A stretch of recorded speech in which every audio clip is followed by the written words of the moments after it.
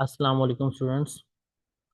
My name is sir Hasan Raza और आज हम डिस्कस करेंगे सपोर्ट एंड मूवमेंट जो सेकेंड ईयर का चैप्टर है। तो सबसे पहले हम इस चैप्टर का इंट्रोडक्शन वाला पार्ट करेंगे। तो एमडीकेट 2026 के लिए जो कोर्स है उसमें हमारे पास सबसे पहले हम इस चैप्टर का इंट्रोडक्शन वाला पार्ट करेंगे। फिर जो फर्स्ट टॉपिक हमारा यही है इंट्रोडक्शन। सेकंड टॉपिक है हमारे पास स्ट्रक्चर ऑफ बोन। थर्ड हम फिर स्ट्रक्चर ऑफ कार्टिलेज की बात करेंगे और फिर फर्दर इसके बाकी जो टॉपिक्स हैं वो हम कवर करेंगे। तो सबसे पहले हम इसके इंट्रोडक्शन की बात करेंगे। तो सपोर्ट एंड मूवमेंट में जो सपोर्ट का मतलब है, सपोर्ट का वर्ड है, इसका मतलब है सहारा प्रोवाइड करना। तो हमारी बॉडी को जो सहारा प्रोवाइड करना है, सपोर्ट प्रोवाइड करना है, इसके लिए हमारी बॉडी में बहुत सारी बोन्स पाई जाती हैं, हड्डियां पाई जाती हैं जो हमारी बॉडी में सपोर्ट प्रोवाइड करती हैं। यानी हम ये कह सकते हैं कि पूरी हमारी बॉडी को जो सहारा प्रोवाइड कर रखा है वो स्केलेटन ने कर रखा है। तो सपोर्ट प्रोवाइड करने के लिए हमारी बॉडी में क्या मौजूद होता है? स्केलेटन, जिसकी वजह से हमारी बॉडी आगे पीछे गिरती नहीं है और एक जगह पे स्टेबल खड़ी रहती है। तो सपोर्ट कौन प्रोवाइड करता है?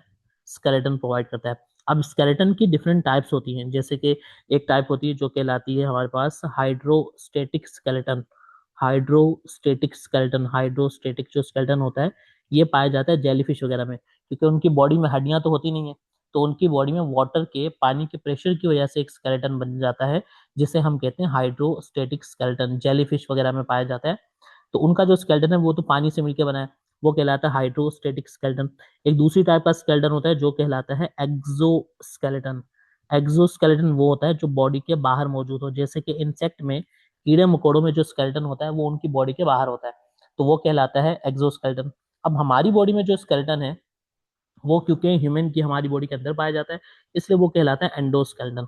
तो दरअसल इस चैप्टर में हमने सपोर्ट की बात जब हम करेंगे तो दरअसल हम स्केलेटन की स्टडी करेंगे। और स्केलेटन का मतलब कौन सी टाइप का स्केलेटन है हमारी बॉडी में?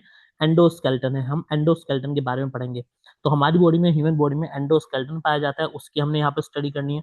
अब जो हमारा एंडोस्केलेटन है वो मिलकर बना होता है दो चीजों से, एक बोन्स और दूसरी कार्टिलेजेस। एक बोन्स से, हड्डियों से मिलकर बना होता है जो बहुत हार्ड होती है, जिनमें बहुत ज्यादा अमाउंट में कैल्शियम पाया जाता है। फिर दूसरी होती है कार्टिलेज, जो सॉफ्ट एंड फ्लेक्सिबल होती हैं। तो इन दोनों की वजह से हमारा स्केलेटन बना हुआ है। बोन्स तो हड्डियां हैं वो डायरेक्टली हमें सपोर्ट प्रोवाइड करती हैं। बोन्स जिस जगह पर जुड़ती हैं, बोन्स जिस जगह पे जुड़ती हैं उस जगह को हम जॉइंट कहते हैं। और जॉइंट वाली जगह पे हमें क्या देखने को मिलता है? कार्टिलेज देखने को मिलता है। इसके अलावा हमारी बॉडी के बहुत सारे स्ट्रक्चर्स हैं जो कार्टिलेज से मिलकर बने हैं, जैसे कि हमारा एयर का जो बाहर वाली हिस्सा होता है, कान का बाहर वाला हिस्सा, जिसे हम पिन्ना कहते हैं, पिन्ना, वो भी हमारा कार्टिलेज से मिलकर बना होता है। और भी हमारी बॉडी के बहुत सारे फीचर्स हैं जो कार्टिलेज से मिलकर बना होता है। फर्दर हम आगे डिस्कस करेंगे कार्टिलेज के टॉपिक पे। और बोन्स की भी हम बोन्स के टॉपिक में डिस्कस करेंगे। अब जो बोन्स हैं, बोन्स की स्टडी करना, बोन्स के बारे में पढ़ना, वो कहलाता है ऑस्टियोलॉजी। तो osteology is the branch of biology that deals with the study of bones. ये वो ब्रांच है बायोलॉजी की जिसमें हम बोन्स की स्टडी करेंगे। और कार्टिलेज की स्टडी करना वो कहलाता है कॉन्ड्रोलॉजी। तो कॉन्ड्रोलॉजी वो ब्रांच है जिसमें हम कार्टिलेज की स्टडी करते हैं, कार्टिलेज के बारे में पढ़ते हैं। अच्छा, अब मूवमेंट प्रोवाइड करने के सपोर्ट की तो हमने बात कर ली कि सपोर्ट कौन प्रोवाइड करता है? स्केलेटन प्रोवाइड करता है। कौन सी टाइप का स्केलेटन है ह्यूमन बॉडी में? एंडोस्केलेटन है। स्केलेटन किससे मिलकर बना होता है? बोन्स और कार्टिलेज से। कार्टिलेज की स्टडी करना क्या कहलाता है? कॉन्ड्रोलॉजी। और बोन की स्टडी करना क्या कहलाता है? ऑस्टियोलॉजी कहलाता है। अच्छा, अब इसके बाद है मूवमेंट। अब मूवमेंट का मतलब होता है हरकत करना, यानी लोकोमोशन करना। नॉर्मली एनिमल्स में जब मूवमेंट की बात हो रही होती है तो नॉर्मली वो लोकोमोशन की बात करते हैं। अब एक वर्ड होता है लोकोमोशन, लोकोमोशन, और एक होता है सिंपल मूवमेंट। सही, लोकोमोशन का मतलब होता है एक जगह से दूसरी जगह जाना, जो एनिमल्स कर सकते हैं। एनिमल्स एक जगह से दूसरी जगह जा सकते हैं, तो वो कहलाता है लोकोमोशन। और एक सिंपल वर्ड होता है मूवमेंट। मूवमेंट का मतलब ये होता है कि अपनी बॉडी पर, अपनी सेम पोजीशन पर रहकर अपनी बॉडी के जो पार्ट्स हैं इनको मूव करवाना, बॉडी के जो हाथ पांव हैं इनको मूव करवाना, ये कहलाता है मूवमेंट करना। तो हमारी बॉडी में मूवमेंट भी होती है, एनिमल्स की बात कर रहा हूँ, और हमारी बॉडी में लोकोमोशन भी होते हैं। हम बैठे बैठे अपनी जगह पर मौजूद रहे मूवमेंट कर सकते हैं, बॉडी के पार्ट को हिला सकते हैं, और लोकोमोशन भी कर सकते हैं। हम एक जगह से दूसरी जगह भी जा सकते हैं। जबकि प्लांट्स, जो पौधे होते हैं, वो सिर्फ मूवमेंट करते हैं। प्लांट के पत्ते वगैरह मूव करते हैं रोशनी की तरफ, रूट्स मूव करती हैं रोशनी से ऑपोजिट डायरेक्शन में, लेकिन वो लोकोमोशन नहीं करते, एक जगह से दूसरी जगह नहीं जा सकते। यहाँ पर हम बात करें मूवमेंट की, तो मूवमेंट प्रोवाइड करने के लिए हमारी बॉडी में क्या मौजूद होते हैं? मसल्स। तो मूवमेंट हमारी बॉडी में जब भी मूवमेंट होगी, किसी भी चीज की मूवमेंट होगी हमारी बॉडी में, बेशक वो फूड की मूवमेंट क्यों ना हो रही हो, हमारा फूड जब स्टमक से इंटेस्टाइन में जाता है, इंटेस्टाइन से स्मॉल इंटेस्टाइन से लार्ज इंटेस्टाइन में जाता है, तो सारी जो फूड की मूवमेंट है वो भी मसल्स की वजह से हो रही होती है। इंटेस्टाइन में मसल्स होते हैं। हमारी इसके अलावा हमारी बॉडी में जो ब्लड की मूवमेंट है वो भी मसल्स की वजह से होती है, हार्ट की कॉन्ट्रेक्शन रिलैक्सेशन की वजह से होती है, हार्ट मसल से मिलकर बना है। तो हमारी बॉडी में जब भी कोई मूवमेंट होगी, हमारा चलना फिरना, हमारे हाथ का बाइसेप का कॉन्ट्रैक्ट रिलैक्स होना, हाथ का बेंड होना, हाथ का रिलैक्स होना, ये सारी मूवमेंट, जितनी भी मूवमेंट है, ये सारी मूवमेंट किसकी वजह से होती है? मसल्स की वजह से होती है। और मसल्स की स्टडी करना कहलाता है मायोलॉजी। तो मायोलॉजी या मायोलॉजी वो ब्रांच है बायोलॉजी की that deals with the study of muscles, जिसमें हम किसकी स्टडी करते हैं? मसल्स की स्टडी करते हैं। तो सपोर्ट प्रोवाइड करने के लिए हमारे पास स्केलेटन है। स्केलेटन कौन सा स्केलेटन है? एंडोस्केलेटन। बोन्स की स्टडी की जाती है ऑस्टियोलॉजी में, कार्टेज की स्टडी करते हैं कॉन्ड्रोलॉजी में, मसल्स की स्टडी की जाती है मायोलॉजी में। अच्छा, एक और वर्ड होता है जिसे हम कहते हैं माइकोलॉजी। माइकोलॉजी जो है ये ब्रांच है वो बायोलॉजी की, जिसमें हम स्टडी करते हैं फंजाई की। फंजाई की, फंगस की स्टडी करना कहलाता है माइकोलॉजी। तो ये मायोलॉजी अलग है, माइकोलॉजी अलग है। अच्छा, एक और वर्ड होता है जिसे हम कहते हैं फाइकोलॉजी। PHY, phycology. फाइकोलॉजी वो ब्रांच है जिसमें हम स्टडी करते हैं एलजी की। एलजी की काई वगैरह की स्टडी करते हैं, जो पाइप में काई लगी होती है, एलजी वगैरह, इनकी स्टडी करना कहलाता है फाइकोलॉजी। तो फाइकोलॉजी एलजी की स्टडी है, माइकोलॉजी फंजाई की स्टडी है, लेकिन यहाँ पर हम जिस स्टडी की बात कर रहे हैं वो है myology. Myology study of muscles कहलाती है। तो यहाँ पर हमने मसल्स की स्टडी करनी है। अच्छा, क्योंकि बोन्स जब आपस में मिलेंगी, बोन्स और बोन्स जहाँ पर जुड़ेंगी, उस जगह पे जॉइंट बनेगा, और जॉइंट की स्टडी करना, जॉइंट्स की स्टडी करना कहलाता है आर्थोलॉजी। तो आर्थोलॉजी भी हम इस चैप्टर में पढ़ेंगे। तो इस चैप्टर में दरअसल सबसे पहले हमने बोन्स की स्टडी करनी है, यानी ऑस्टियोलॉजी करनी है। फिर हम कार्टिलेज की स्टडी करेंगे, यानी हम कॉन्ड्रोलॉजी करेंगे। फिर इसके बाद हम मायोलॉजी, मसल्स की स्टडी करेंगे। और दरमियान में जब हम बोन और कार्टिलेज पढ़ लेंगे, तो उसके बाद हम, क्योंकि जॉइंट की भी बात करेंगे, तो हम आर्थोलॉजी करेंगे। तो ये सारे टॉपिक्स हमने इस चैप्टर में पढ़ने हैं। अब हमारी बॉडी में जिस तरह के बहुत सारे सिस्टम होते हैं, जैसे कि यूरिनरी सिस्टम है, जिससे यूरिन प्रोड्यूस किया जाता है बॉडी में, वेस्ट को रिमूव किया जाता है। फिर हमारी बॉडी में एक नर्वस सिस्टम होता है जिससे हम सोच समझ सकते हैं। फिर एक रिप्रोडक्टिव सिस्टम होता है जिससे रिप्रोडक्शन की जाती है। एक रिस्पायरेटरी सिस्टम होता है जिससे हम सांस लेते हैं। तो इस तरह बहुत सारे सिस्टम है। इसी तरह मसल्स और स्केलेटन, यानी मसल्स और बोन, इन सब से मिलके, कार्टिलेज से मिलके एक पूरा सिस्टम बना हुआ है हमारी बॉडी में, जो कहलाता है मस्क्यूलो स्केलेटल सिस्टम। तो मस्क्यूलो स्केलेटल सिस्टम जो है मसल्स और स्केलेटन से मिलके बना हुआ सिस्टम है, जिसके हम बात करें। तो दरअसल हमने इस चैप्टर में मस्क्यूलो स्केलेटल सिस्टम के बारे में पढ़ना है, मसल्स के बारे में पढ़ना है, बोन्स के बारे में यानी एंडोस्केलेटन के बारे में पढ़ना है, और जॉइंट वगैरह इसी में इंक्लूड होते हैं। तो मस्क्यूलो स्केलेटल सिस्टम दरअसल वो सिस्टम है जो मसल्स और बोन्स वगैरह से, सबसे स्केलेटन से मिलकर बना हुआ है। अब मस्कुलोस्केलेटल सिस्टम के फंक्शन क्या क्या होते हैं, ये क्या क्या फंक्शन परफॉर्म करवाता है, यानी मस्कुलोस्केलेटल सिस्टम की वजह से कौन कौन सी एक्टिविटी हमारी बॉडी में हो रही है। जैसे कि आपने बात की नर्वस सिस्टम, ये हमें सोचने समझने में हेल्प करता है। रिप्रोडक्टिव सिस्टम, ये रिप्रोडक्शन करने में, अपनी तादाद बढ़ाने में। रेस्पिरेटरी सिस्टम, सांस लेने में हेल्प करता है। यूरिनरी सिस्टम, यूरिन को रिमूव करने में हेल्प करता है। इसी तरह हर एक सिस्टम का कोई काम होता है। तो मस्कुलोस्केलेटल सिस्टम के क्या क्या फंक्शन है वो हमने यहाँ देखने। तो मस्कुलोस्केलेटल सिस्टम का जो पहला फंक्शन है वो है हमारे पास प्रोवाइड शेप। इस मस्कुलोस्केलेटल सिस्टम की वजह से, मसल्स और स्केलेटन की वजह से, ये हमारी बॉडी को शेप मिली हुई है। अगर किसी का बाइसेप जो है बहुत लॉन्ग है, बाइसेप जो है ये बहुत ज्यादा थिक है, वो थिक इसलिए क्योंकि अंदर मसल्स थिक है। तो बॉडी की जो शेप है, मसल्स की शेप की वजह से ही बॉडी को शेप मिली हुई है। अगर हमारा हेड जो है वो राउंड है, वो हेड राउंड इसलिए क्योंकि अंदर का स्कल राउंड है, अंदर की हड्डी राउंड है। इस हड्डी की वजह से ये जो है हमारे पास स्केलेटन राउंड है। तो स्केलेटन की वजह से ही हमें क्या मिलती है? हेड की राउंड शेप मिलती है, हाथ पाँव की रॉड लाइक शेप मिलती है। तो बॉडी को शेप प्रोवाइड करना, ये सबसे पहला फंक्शन है मस्कुलोस्केलेटल सिस्टम का। दूसरा फंक्शन है it provide support, Sahara provide करना, जिसके हमने ऊपर बात की थी कि हमारी बॉडी में स्केलेटन है मेन, जो हमें सहारा प्रोवाइड कर रहा है। फिर है प्रोटेक्शन ऑफ वाइटल ऑर्गन्स। अब हमारी बॉडी के कुछ ऑर्गन्स जो होते हैं वो वाइटल ऑर्गन्स कहलाते हैं, जैसे कि हमारा हार्ट, हमारा लिवर, हमारे लंग्स, ये वो ऑर्गन्स हैं जिनके बिना हम सर्वाइव नहीं कर सकते, हम जिंदा नहीं रह सकते। ऐसे ऑर्गन जिनके बिना हम जिंदा नहीं रह सकते ना, उन्हें वाइटल ऑर्गन्स कहा जाता है। तो इन सारे वाइटल ऑर्गन्स को प्रोटेक्ट कौन कर रहा है? हमारा मस्कुलोस्केलेटल सिस्टम करता है। जैसे कि हमारे चेस्ट से बाहर का कोई चीज अगर हमें डैमेज करना चाहेगी, नहीं कर पाएगी, क्योंकि हमारे चेस्ट में सामने की तरफ पसलियां मौजूद हैं, रिब्स मौजूद हैं।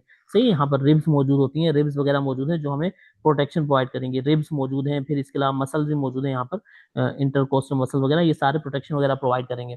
तो वाइटल ऑर्गन्स की, ब्रेन की प्रोटेक्शन कौन कर रहा है? हमारा स्कल, खोपड़ी कर रही है। तो इस तरह तीसरा इंपॉर्टेंट फंक्शन है हमारे स्केलेटल सिस्टम का, कि ये वाइटल ऑर्गन्स की प्रोटेक्शन करता है। फिर इसके बाद नंबर 4 फंक्शन है इट कॉजेज मूवमेंट, हमारी बॉडी में मूवमेंट प्रोड्यूस करना। हमारी बॉडी में जो मूवमेंट होती है, अभी हमने बात की थी मूवमेंट मसल्स की वजह से होती है, और मसल्स खुद डायरेक्ट मतलब हाथ पांव अगर हमने मूव कराने हैं तो मसल्स बोन को मूव करवाएंगे, और फिर बोन की वजह से मूवमेंट होगी हमारी। तो हम ये कह सकते हैं कि ये जो मस्कुलर स्केलेटल सिस्टम है ये हमारी बॉडी में मूवमेंट कॉज करता है, इसी की वजह से हमारी बॉडी में मूवमेंट होती है। फिर एक नंबर 5 एक टॉपिक है, एक फंक्शन है जो है इट स्टोर मिनरल्स। इसमें मिनरल स्टोर होते हैं, जैसे कि हम बताएं कैल्शियम और कैल्शियम फॉस्फोरस वगैरह ना इस बोन्स के अंदर स्टोर होते हैं। तो बोन्स वगैरह में स्टोर होते हैं। बोन्स किसका पार्ट है? मस्कुलर स्केलेटल सिस्टम का। तो मसल्स में मस्कुलर स्केलेटल सिस्टम में क्या स्टोर होते हैं? मिनरल स्टोर करते होते हैं। तो मिनरल्स को स्टोर करना, मेनली कैल्शियम और फॉस्फेट को स्टोर करके रखना, ये भी हमारे मस्कुलर स्केलेटल सिस्टम का एक इंपॉर्टेंट फंक्शन है। फिर एक लास्ट फंक्शन है जो है ब्लड सेल की प्रोडक्शन करना। अब ब्लड सेल की प्रोडक्शन इस तरीके से करना, क्योंकि हमारे बोन्स के सेंटर में यहाँ पर पाया जाता है bone marrow. Red bone marrow होता है यहाँ पर, रेड बोन मैरो पाया जाता है। इस बोन मैरो से बनते हैं ब्लड सेल्स। तो ब्लड सेल्स की प्रोडक्शन करवाना भी किसका फंक्शन है? हमारे मस्कुलर स्केलेटल सिस्टम का ही फंक्शन है, क्योंकि बोन मैरो बोन्स के अंदर मौजूद है। तो उसका भी यानी बोन के अंदर बोन का ही फंक्शन है किसी फॉर्मेशन करवाना, ब्लड सेल्स की फॉर्मेशन करवाना। अच्छा, तो ये हमारे पास 6 इंपॉर्टेंट फंक्शन हमने देखे मस्कुलर स्केलेटल सिस्टम के। सबसे पहला फंक्शन क्या था? It provide shape, shape provide करना। सही है, शेप प्रोवाइड करना हमारा हेड वगैरह को, बॉडी के पार्ट को। सपोर्ट प्रोवाइड करना, सहारा प्रोवाइड करना, आगे पीछे गिरे ना हमारी बॉडी। वाइटल ऑर्गन्स की प्रोटेक्शन करना, मूवमेंट कॉज करना। इसके अलावा मिनरल्स को स्टोर करना, कौन कौन से मिनरल? कैल्शियम और फॉस्फेट वगैरह को मेनली रिमूव करना। इसके अलावा ब्लड सेल्स की प्रोडक्शन करवाना, ब्लड सेल की प्रोडक्शन करवाना, क्योंकि इसके अंदर क्या पाया जाता है? बोन मैरो, जो ब्लड सेल की प्रोडक्शन करवाता है। तो ये सारे इसके इंपॉर्टेंट फंक्शन है, ये आप याद रखते हैं। ये पूरा हमारा इंट्रोडक्शन वाला पार्ट था कि हमारे पास सपोर्ट एंड मूवमेंट है क्या, इस चैप्टर में हमने क्या क्या पढ़ना है, यानी ये है क्या सपोर्ट एंड मूवमेंट, तो ये हमने देख लिया। अब जो फर्स्ट टॉपिक है हमारे पास वो है हमारे पास स्ट्रक्चर ऑफ बोन। अब हम बोन का स्ट्रक्चर डिस्कस करेंगे कि व्हाट इज बोन, बोन होती क्या है, बोन का स्ट्रक्चर किस तरह से है, बोन में क्या क्या चीजें पाई जाती हैं, ये सारा हमने यहाँ पर डिस्कस करना है। तो सबसे पहले बोन जो है, bones are called as hardest living structure. Bone क्या कहलाती है? हार्डेस्ट लिविंग स्ट्रक्चर कहलाती है। इनमें जो अंदर चीजें हैं, बोन का जो अंदर का चीजें होती हैं, बोन मैट्रिक्स वो बहुत ज्यादा कॉम्पैक्ट होता है, हार्ड होता है। तो इसकी वजह से बोन ना बहुत ज्यादा हार्ड रहती है। कैल्शियम वगैरह पाया जाता है इसमें, इस वजह से भी हार्ड रहती है। तो बोन्स है क्या? Bones are hardest living structure. अब हमारे जो दांत होते हैं, तित होते हैं, वो भी बहुत ज्यादा हार्ड होते हैं, वो भी हार्डेस्ट ही होते हैं, लेकिन वो लिविंग स्ट्रक्चर नहीं होते, और वो बोन वगैरह नहीं होते, वो कैल्शियम से मिलकर बने होते हैं, लेकिन वो नॉन लिविंग स्ट्रक्चर्स होते हैं, क्योंकि दांत अगर टूट जाता है दोबारा हील नहीं होगा। दांत दोबारा हील नहीं होगा, दांत में के अंदर ब्लड वेसल नहीं होती, दांतों के अंदर बात कर रहा हूँ, सही ब्लड वेसल वगैरह नहीं पाई जाती, तो दांत जो होते हैं वो नॉन लिविंग स्ट्रक्चर्स कहलाते हैं। दांत क्या है? नॉन लिविंग स्ट्रक्चर्स है, और बोन जो है वो लिविंग स्ट्रक्चर है। बोन क्या है? हार्डेस्ट लिविंग स्ट्रक्चर है हमारी बॉडी की। बोन्स में प्रोटीन पाया जाता है, बोन्स के अंदर यहाँ पर हमें प्रोटीन देखने को मिलेगा। कौन सा प्रोटीन? बोन के अंदर हमें कोलेजन प्रोटीन देखने को मिलेगा। और कौन सा कोलेजन? Collagen type 1। कोलेजन की भी डिफरेंट टाइप होती है, टाइप 1, टाइप 2। तो प्रोटीन हमें यहाँ जो देखने को मिलेगा वो मिलेगा कोलेजन टाइप 1। तो ये कोलेजन टाइप 1 प्रोटीन होता है। एक फिब्रस प्रोटीन है, क्योंकि प्रोटीन की दो टाइप होती है ना, एक फिब्रस प्रोटीन कहलाता है, एक फिब्रस प्रोटीन होता है, और एक ग्लोब्यूलर प्रोटीन होता है। तो ये फिब्रस प्रोटीन है कोलेजन। तो कोलेजन जो है वो यहाँ देखने को मिलेगा हमें बोन के अंदर। फिर इसके अलावा यहाँ पे मिनरल्स देखने को मिलेंगे। कौन कौन से मिनरल्स? अभी हमने पीछे बात की थी कि कैल्शियम और फॉस्फेट देखने को मिलेगा। कैल्शियम फॉस्फेट यहाँ देखने को मिलेगा। फिर इसके अलावा हमें देखने को मिलेंगे यहाँ पर वाटर। बोन्स के अंदर वाटर होता है अबाउट 10 से 20%, क्योंकि बोन में ज्यादा वाटर नहीं होता, पानी की अमाउंट बहुत कम होती है, 10 से 20% ही पानी होता है, इसलिए बहुत ज्यादा ड्राई होती है। अच्छा, अब हम इस बोन के स्ट्रक्चर को हम 3 हेडिंग्स में डिवाइड करेंगे। सबसे पहले हम रीजन ऑफ बोन को डिस्कस करेंगे, बोन में कौन कौन से हिस्से होते हैं, बोन के कौन कौन से पार्ट होते हैं। नंबर 2 हम फिर कवरिंग्स ऑफ बोन की बात करेंगे, बोन्स के ऊपर कौन कौन सी कवरिंग होती है। फिर नंबर 3 पे हम सेल्स ऑफ बोन की बात करेंगे कि बोन के अंदर कौन कौन से तरह के टाइप के सेल्स पाए जाते हैं। तो स्ट्रक्चर ऑफ बोन में हमने ये देखा, स्ट्रक्चर ऑफ बोन के हमने यहाँ पर ये देखा कि बोन जो है हार्डेस्ट लिविंग स्ट्रक्चर है। बोन में प्रोटीन पाया जाता है, कौन सा? कोलेजिन टाइप 1 प्रोटीन पाया जाता है। बोन में मिनरल्स होते हैं, कौन से मिनरल्स होते हैं? कैल्शियम एंड फॉस्फेट पाए जाते हैं। बोन में वाटर पाया जाता है, कितना होता है वाटर? 10 to 20% पाया जाता है। फिर बोन के हमारे पास, अब हम बोन के स्ट्रक्चर को हम डिस्कस करें 3 डिफरेंट हेडिंग्स में। नंबर 1 हम रीजन ऑफ बोन को डिस्कस करेंगे कि एक लॉन्ग बोन के कितने रीजन होते हैं। मेनली 3 रीजन होते हैं, आगे हम डिस्कस करने वाले हैं इनको, एपिफाइसिस, मेटाफाइसिस और डायफाइसिस, ये 3 रीजन के नाम है, अभी हम आगे पढ़ेंगे। फिर नंबर 2 है हमारे पास कवरिंग्स ऑफ बोन, बोन के ऊपर पाए जाने वाली कवरिंग। एक जो होती है बोन के बाहर वाली कवरिंग होती है, जिसे हम पेरियोस्टियम कहते हैं, और एक अंदर की तरफ भी एक कवरिंग होती है जिसे एंडोस्टियम कहा जाता है। तो बोन की कवरिंग्स भी दो हैं, एक दो, इनके बारे में हम पढ़ेंगे नंबर 2 पे। फिर नंबर 3 में हम पढ़ेंगे सेल्स ऑफ बोन के बारे में। अब बोन में 3 तरह के सेल्स होते हैं, ओस्टियोसाइट्स, ओस्टियोक्लास्ट, ओस्टियोब्लास्ट, ये 3 तरह के सेल्स होते हैं, ओस्टियोसाइट्स लिखा हुआ है। तो ये 3 तरह के सेल्स वगैरह पाए जाते हैं, सही। तो इनके बारे में हम पढ़ने वाले हैं। तो हम इन 3 हेडिंग्स को अब आगे पढ़ेंगे, नंबर 1 रीजन्स, नंबर 2 कवरिंग्स, और नंबर 3 सेल्स ऑफ बोन। तो ये पूरा इंट्रोडक्शन वाला पार्ट था, और ये स्ट्रक्चर ऑफ बोन हम डिस्कस कर लिया। अब नेक्स्ट जो है हमारे पास वो है, हमने बोन के स्ट्रक्चर को इन 3 हेडिंग्स में हमने कवर करना है। तो ये 3 हेडिंग्स में से जो फर्स्ट हेडिंग है हमारे पास वो है रीजन्स ऑफ बोन। वो हमने करनी है रीजन्स ऑफ बोन फर्स्ट। अब एक लॉन्ग बोन के, अगर हम एक लॉन्ग बोन देखें, लंबी सी बोन देखते हैं, तो एक लॉन्ग बोन में ये हमारे पास बोन, इस लॉन्ग बोन में 3 रीजन देखने को मिलते हैं।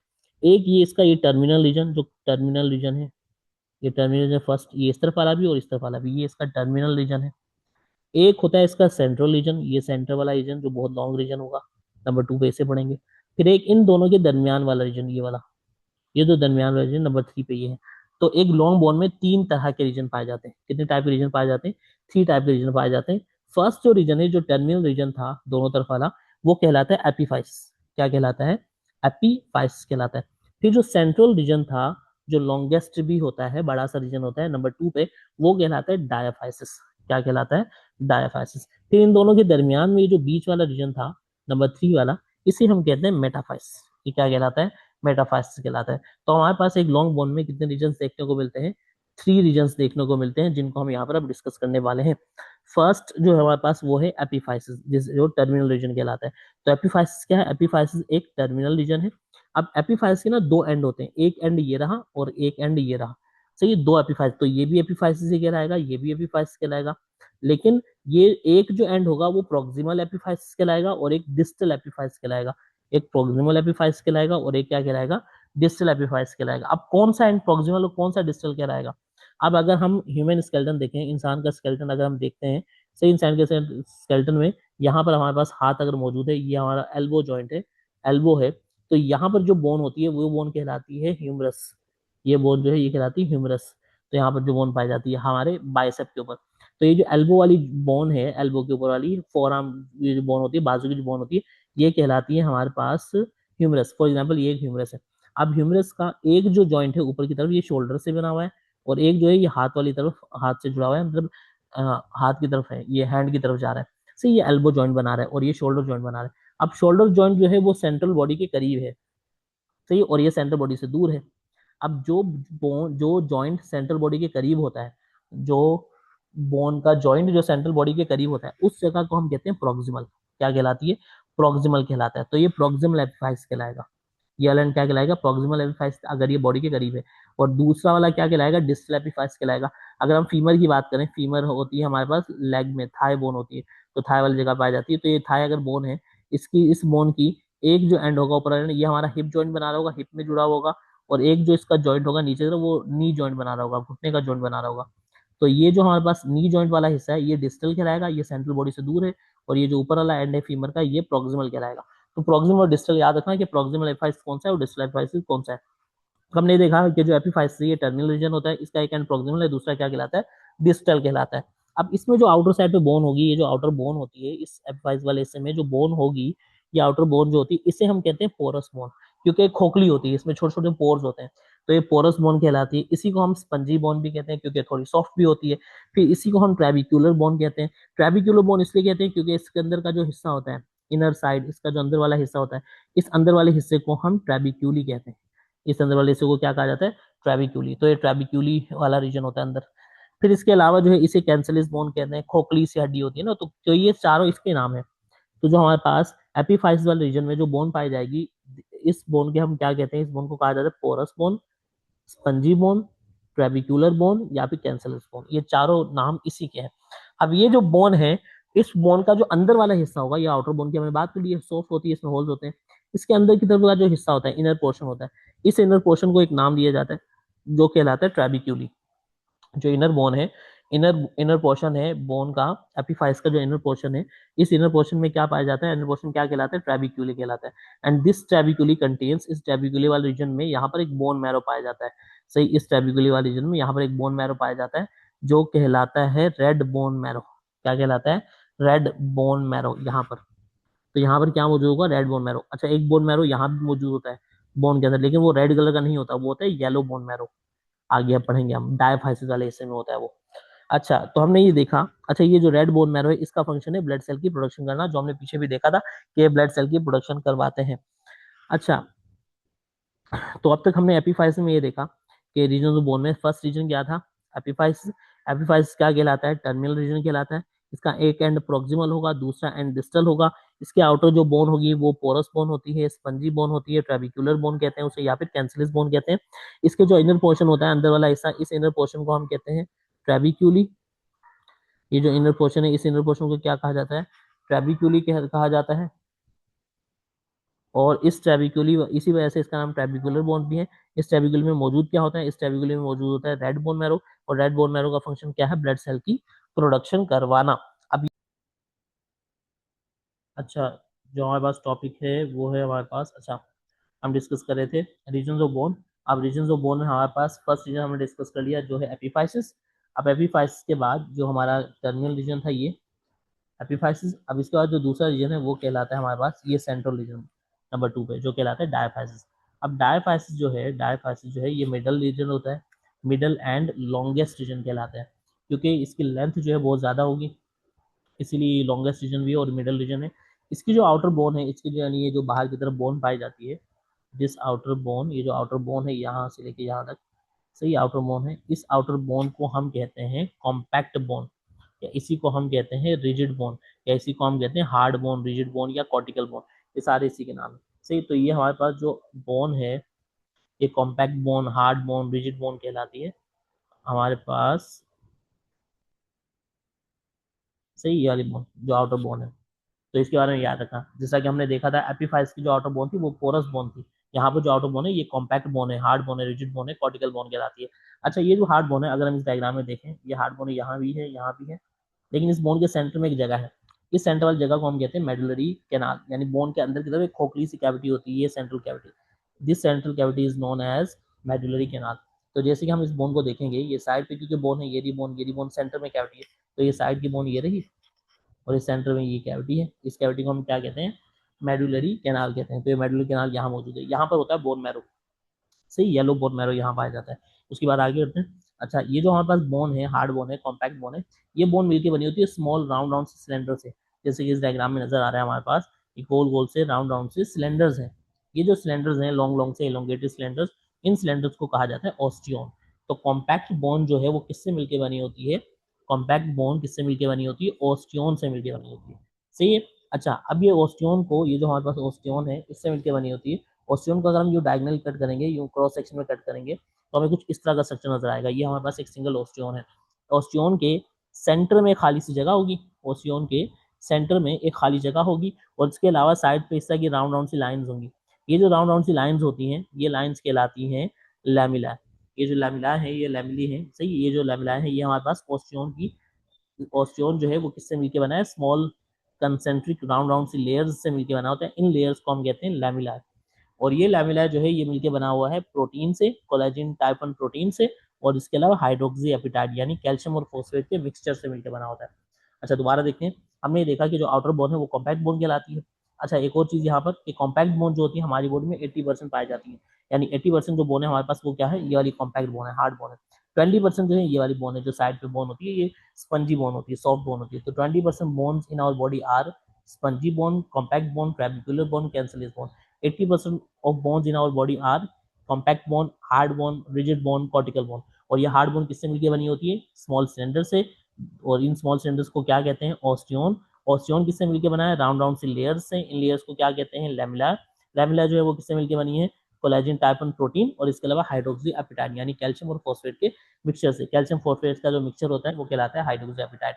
अब ये जो लैमिला है, अब लैमिला की क्योंकि दो चीजें हैं, दो चीजों से मिलकर बना है, एक प्रोटीन से और दूसरा हाइड्रोक्सी एपिटाइड यानी कैल्शियम और फॉस्फेट से। अब कैल्शियम फॉस्फेट जो है ये दोनों क्या है, इनऑर्गेनिक मटेरियल्स है। ये दोनों क्या है, इनऑर्गेनिक मटेरियल है। और प्रोटीन क्या होता है, protein is an organic compound, protein organic compound होता है। तो हम ये कहते हैं कि लैमिला का जो ऑर्गेनिक कंपोनेंट है, लैमिला का जो ऑर्गेनिक कंपोनेंट है वो क्या है, कोलेजन टाइप 1 प्रोटीन है। और लैमिला का जो इनऑर्गेनिक कंपोनेंट है वो क्या है, हाइड्रोक्सी एपिटाइड है। हाइड्रोक्सी एपिटाइड यानी कैल्शियम और फॉस्फेट, और कैल्शियम फॉस्फेट इसमें एज अ मिनरल पाया जाता है। तो इसको जो मिनरल वाला पार्ट है, कैल्शियम फॉस्फेट वाला पार्ट, वो क्या है, इनऑर्गेनिक पार्ट है, और जो ऑर्गेनिक कंपोनेंट है वो क्या है, प्रोटीन है यहाँ पर। सही, ये बात भी याद रखनी है। अच्छा, तो यहाँ पर ये जो हमें नजर आ रहे हैं सराउंड राउंड लेयर, ये सारी लेयर्स क्या है, ये ओस्टियोन है। अच्छा, ओस्टियोन के सेंटर में हमने बात की थी, ये सेंटर में खाली कैविटी होती है। इस ओस्टियोन की सेंट्रल कैविटी को हम कहते हैं हैवर्शियन कैनाल। सही, एक तो ये बोन में लॉन्ग कैविटी है, बोन के अंदर ये जो लॉन्ग सी कैविटी है, बोन के अंदर जो खोली खोखली जगह होती है, उसे तो हम मेडुलरी कैनाल कहते हैं। लेकिन ओस्टियोन के सेंटर में जो कैविटी होती है, ओस्टियोन की जो सेंट्रल कैविटी है, उसे हैवर्शियन कैनाल कहा जाता है। और इस हैवर्शियन कैनाल में पाई जाती हैं blood vessels and nerves. Blood vessels, खून की नालियां वगैरह होती हैं वो पाई जाती हैं, नर्व्स होती हैं जो ब्रेन से सिग्नल लेकर आ रही हैं। इसीलिए जब भी हमारी हड्डी टूटेगी, जब भी हमारी हड्डी टूटेगी तो ब्लड वेसल रप्चर होंगी, फिर ब्लड लीक होगा। दूसरा, जब भी हमारी हड्डी टूटेगी तो नर्व्स डैमेज होंगी, नर्व्स डैमेज होगी तो हमें पेन होगा।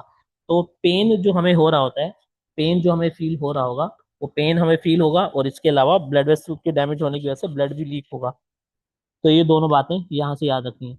सही है, एक तो हमने ये देखा कि डायफाइसिस जो है, सही, मिडल रीजन होता है, ये लॉन्गेस्ट रीजन है। आउटर बोन इसकी हार्ड और कॉम्पैक्ट होती है, रिजिड बोन होती है, कॉर्टिकल बोन होती है। 80% बोन भी हमारी बॉडी में यही वाली है। ये स्मॉल सिलेंडर से मिलकर बना है, उन स्मॉल सिलेंडर्स को ऑस्टियोन कहते हैं। ऑस्टियोन ये रहा, ऑस्टियोन राउंड राउंड सी लेयर से मिलकर बना है, उन लेयर्स को हम लैमेला कहते हैं। लैमेला का एक इनऑर्गेनिक पार्ट है जिसे हम कोलेजन टाइप वन प्रोटीन कहते हैं, और इसका एक ऑर्गेनिक कंपोनेंट, इनऑर्गेनिक कंपोनेंट है जिसे हम हाइड्रोक्सी यानी कैल्शियम और फॉस्फेट कहते हैं। तो ये सारी चीजें याद रखनी है। फिर इसके बाद हमने ये देखा कि ओस्टियोन के सेंटर में एक कैविटी है जिसे हम हाइवर्शियन कैनाल कहते हैं, जहां पर ब्लड वेसल मौजूद होती हैं, और इसके अलावा नर्व्स मौजूद होती हैं, ट्यूब्स मौजूद होती हैं जो ब्रेन से सिग्नल लेकर आती हैं। अच्छा, अब जो इनर पोर्शन थी जिसकी हमने बात नहीं की थी, ये वाली मेडुलरी कैनाल, इस ये जो इनर पोर्शन है, इस आउटर बोन का ये जो इनर पोर्शन है, इस इनर पोर्शन को कहते हैं मेडुलरी कैनाल या medullary cavity. This medullary cavity और canal compose of yellow bone marrow, यहाँ पाया जाता है येलो बोन मैरो। और ये जो येलो बोन मैरो है, इसका फंक्शन जो है, ये हमारे पास मेनली तो है एनर्जी स्टोर कर रहा है, क्योंकि येलो बोन मैरो फैट से मिलकर बना होता है। तो फैट जो होते हैं नॉर्मली हमारी बॉडी में एनर्जी स्टोर करते हैं। लेकिन अगर हमारी बॉडी में येलो बोन मैरो कम हो, रेड बोन मैरो कम हुआ, रेड बोन मैरो का काम क्या था, ब्लड सेल की प्रोडक्शन करना। जैसे ही हमारी बॉडी में ब्लड सेल कम होंगे तो येलो बोन मैरो कन्वर्ट, और रेड बोन मैरो कन्वर्ट होने लग जाएगा, इससे बनने लग जाएंगे ब्लड सेल्स। और जब रेड बोन मैरो कम होगा तो वो कहाँ से बनेगा, येलो बोन मैरो से बनेगा। तो येलो बोन मैरो का फंक्शन है, येलो बोन मैरो जो है इसका फंक्शन क्या है हमारे पास, कन्वर्ट हो जाना रेड बोन मैरो। तो जब हमारे पास रेड बोन मैरो कम होगा तो येलो बोन मैरो से बन जाएगा। अगर येलो बोन मैरो खत्म हो गया तो फिर वो दोबारा नहीं बनेगा। तो ये येलो बोन मैरो जो होता है दोबारा नहीं बनता, इसकी भी ट्रांसप्लांट सर्जरी करवानी पड़ती है, उसके जरिए हमारी बॉडी में आएगा। तो हमने यहाँ पर सबसे पहला जो स्ट्रक्चर ऑफ बोन में पहला जो टॉपिक था वो था हमारे पास रीजन्स ऑफ बोन, जो हमने कवर किया। रीजन ऑफ बोन में हमने ये देखा। अच्छा, इसके लास्ट एक रीजन रह गया जो ये है मेटाफाइस। अब जो इन दोनों के दरमियान वाला जो रीजन था ये रहा मिडल रीजन, ये कहलाता है मेटाफाइस। मेटाफाइस कहाँ है, it is found between epiphysis and diaphysis. Epiphysis और डायफाइसिस के दरमियान वाला जो हिस्सा, एपिफाइसिस एंड डायफाइसिस के दरमियान वाला, ये एपिफाइसिस और डायफाइसिस के दरमियान वाला जो रीजन, ये वाला यहाँ पर नंबर 3 आएगा। नंबर 3 वाला जो रीजन है ये रहा। तो ये वाला जो रीजन है, ये वाला और ये वाला जो रीजन है, ये कहलाता है मेटाफाइस। इसका भी एक एंड प्रोक्सिमल होगा, फॉर एग्जांपल ये प्रोक्सिमल है, और ये जो होगा डिस्टल होगा। एक प्रोक्सिमल और डिस्टल कहलाएगा, तो हमने ऊपर डिस्कस कर लिया था कि क्यों कहलाते हैं। फिर इसकी जो कंपोजिशन है, it is almost same as epiphysis, ये तकरीबन एपिफाइस की तरह ही होगी। यानी जिस तरह के एपिफाइस में था, स्पंजी बोन थी, ट्रेबिकुलर रीजन था, रेड बोन मैरो था, सेम उसी तरह का मेटाफाइसिस भी यहाँ पर होगा। सही, तो ये हमने डिस्कस किया स्ट्रक्चर ऑफ बोन का first part, that is region of bone. अब हमने इसका कवरिंग्स ऑफ बोन डिस्कस करने के, बोन में कवरिंग्स कौन कौन सी पाई जाती हैं। फिर हमने बोन के सेल्स भी डिस्कस करने हैं। तो रीजन ऑफ बोन एक बार जल्दी से रिवाइज कर लें। रीजन ऑफ बोन हमने देखा कि बोन में 3 रीजन होते हैं, एपिफाइसिस, टर्मिनल रीजन, ये वाला, सही है। नंबर 2 डायफाइसिस, मिडल रीजन, ये वाला। नंबर 3 ये मेटाफाइसिस, जो एपिफाइसिस और मेटाफाइसिस, एपिफाइसिस और डायफाइसिस के दरमियान पाया जाता है। एपिफाइसिस में, एपिफाइसिस टर्मिनल रीजन है, इसके 2 एंड है, एक प्रोक्सिमल और दूसरा डिस्टल। इसकी आउटर बोन क्या होती है, porous bone, spongy bone, trabecular bone. इसका इनर पोर्शन क्या कहलाता है, ट्रेबिकुली। ट्रेबिकुली में क्या पाया जाता है, रेड बोन में। रेड बोन का काम क्या है, ब्लड सेल की प्रोडक्शन करना, सिंपल। फिर नंबर 2 हमने देखा, ये पहले ये देख लेते हैं। नंबर 3 पे मेटाफाइस, मेटाफाइस क्या है, एपी और डायफाइस के दरमियान पाया जाता है। इसका भी एक एंड प्रोक्सिमल है, दूसरा डिस्टल है। इसकी कंपोजिशन ऑलमोस्ट सेम है एज एपिफाइसिस, एपिफाइसिस की तरह ही है। नंबर 3 में हमने देखा, यहाँ पर नंबर 3 में हमने देखा कि हमारे पास एक रीजन है जो कहलाता है, नंबर 2 पे बल्कि ये नंबर 2 डायफाइसिस। डायफाइसिस जो है ये मिडिल रीजन है, लॉन्गेस्ट रीजन है, it is middle region, longest region. Outer bone जो है इसकी कॉम्पैक्ट बोन होती है, हार्ड बोन होती है, रिजिड बोन होती है, कॉर्टिकल बोन होती है। 80% ऑफ द बोन हमारी बॉडी में यही टाइप की है। फिर ये स्मॉल सिलेंडर से मिलकर बनी होती है जिसे हम ऑस्टियोन कहते हैं। ऑस्टियोन किससे मिलकर बना होता है? राउंड राउंड सी लेयर्स है, इन लेयर्स को हम कहते हैं लैमेला। लैमेला का एक ऑर्गेनिक कंपोनेंट है, दूसरा इनऑर्गेनिक कंपोनेंट है। इनऑर्गेनिक कंपोनेंट इसका कैल्शियम और फॉस्फेट है, उसके मिक्सचर को हम हाइड्रोक्सी एपेटाइट कहते हैं। और इसका ऑर्गेनिक कंपोनेंट जो है वो कोलेजन टाइप 1 प्रोटीन है, जो एक ऑर्गेनिक कंपोनेंट होता है। फिर हमने देखा ओस्टियोन के सेंटर में कैविटी होती है, ओस्टियोन के सेंटर में यहाँ पर एक कैविटी होती है, यहाँ पर इन ट्यूब्स के अंदर बारीक बारीक कैविटी होती है। इस कैविटी को हम कहते हैं हेवनशियन कैनाल, जहाँ पर ब्लड वेसल होती है, इसके साथ नर्व्स होती हैं। इसके अलावा बोन का जो एक इनर पोर्शन भी होता है जिसे हम मेडुलरी कैनाल कहते हैं। मेडुलरी कैनाल में पाया जाता है yellow bone marrow. Yellow bone marrow जब चाहे अपने आप को कन्वर्ट कर सकता है इनटू रेड बोन मैरो। तो ये हमारे पास स्ट्रक्चर है, स्ट्रक्चर और फंक्शन है हमारे पास। स्ट्रक्चर था हमारे पास बोन का, बोन के स्ट्रक्चर का फर्स्ट पार्ट हमने डिस्कस किया। अब इसका हम डिस्कस करेंगे cells of bone, coverings of bone. हमने यहाँ पर ये रीजन ऑफ बोन डिस्कस कर लिए फर्स्ट, जो 3 रीजन से ये रहे। फिर हम कवरिंग्स ऑफ बोन डिस्कस करेंगे और उसके बाद हमने सेल्स ऑफ बोन को डिस्कस करना है।